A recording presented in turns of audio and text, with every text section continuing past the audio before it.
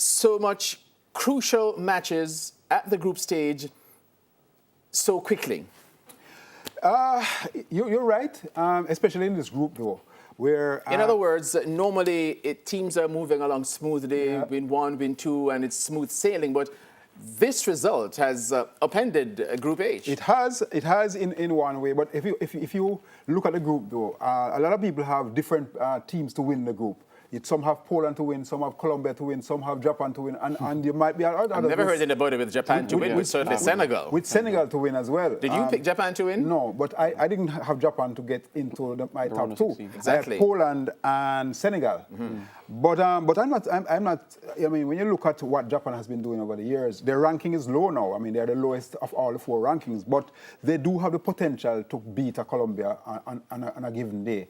And when Colombia turns up with 10 men for the most of the match after that crazy handball in the first few minutes, then Japan would be buoyed by that, and they played accordingly and got the 3 points. It's vital 3 points, though, in a group that is so close. Simon, is it that a lot of folks were not looking deeply at the teams? I myself had Poland to win this group ahead of Colombia.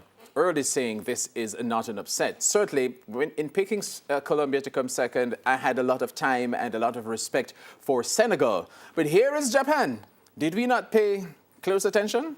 I don't think that we didn't give them a lot of credit. I think we forgot about the experience. And I'm not talking us, in general. In general, yes. Yes, because of the experience in the squad. There are numerous members of this team that have been part of the World Cups since 2010. Look at the man that came on today, Keisuke Honda. 6 of Japan's last 8 goals, he's been directly involved in either a goal or an assist. He might not have the same endurance that he had in his younger days, but he's still having a pivotal role in this team. And 3 points for the Japanese, they've been doing quite well. But the red card, I believe, was critical because Sanchez, their defensive midfielder, has been the heartbeat of this Colombian team, Los Cafeteros, and losing him, you could see Colombia was a bit disjointed.